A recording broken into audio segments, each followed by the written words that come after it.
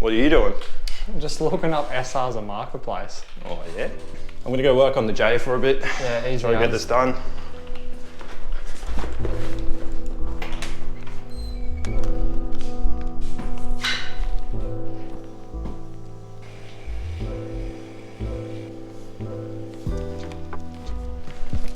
Bro, have you seen my J?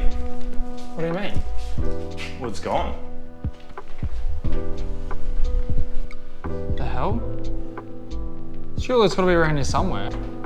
No. Let's keep looking.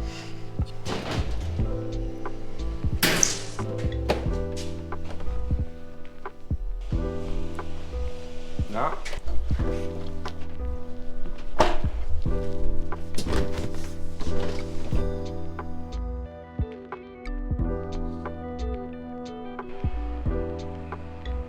Whose car is that?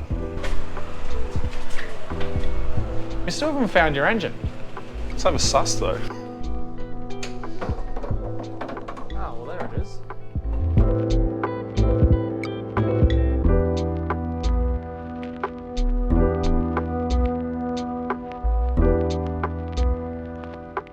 Tell them what's going on. Okay, so originally I was gonna put the J in the green one, but I would have a full manual package that I wouldn't have anything to do with. I could sell it on Marketplace for like $2,000 maybe. So I thought, instead of doing that, I'll buy a shell, put that package in the shell, daily it, or make a profit. So anyway, I found this on Marketplace for an absolute steal. It had a blown head gasket.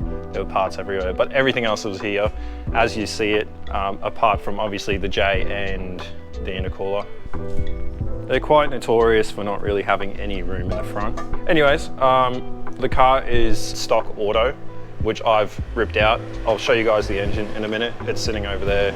The head's on the bench, the block and the box are on the floor. All engine parts. Came home that afternoon, started just sort of like having a look at everything, and then thought, oh, kind of just want to see how the J fits. So I was up to like 3 making this fit. Shout out to the boys for helping me out. Alrighty, you fag. Welcome back. As you can see, we bought a new Lexus. You. So basically the only things that haven't just fit perfectly, because the IS300 and IS200 are the same chassis essentially, and the IS300 comes with a touge, which is the same engine as a 1J. So the only difference I've noticed so far is the power steering pump and the alternator is pretty much swapped on these. So I'll just have to relocate the reservoir, which I've already started doing, and then obviously a bit longer wiring for the alternator charge. But it sits in there really good. They're actually in love. Next to each other. Yeah. They were touching sumps in the garage over there. Touching sumps.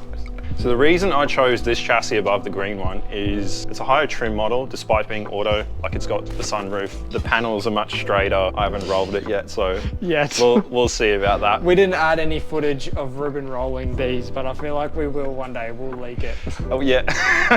Everything that I like about each car is gonna go into the blue one.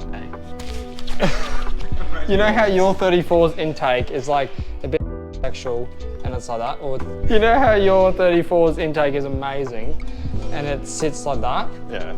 I hate that. Why? So I want to tilt mine down and have more angle to it.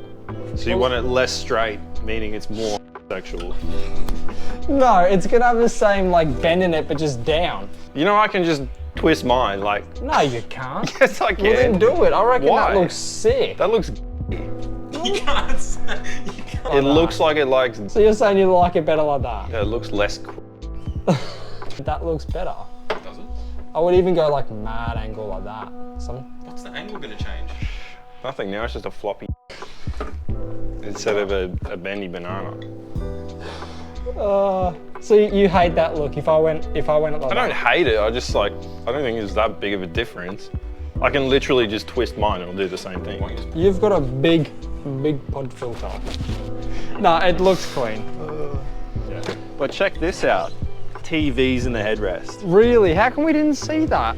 I don't know. I don't think we had a good look at it. Anyway, well this is the builds that are going on, so we're probably gonna wrap this video up here. This A-Town.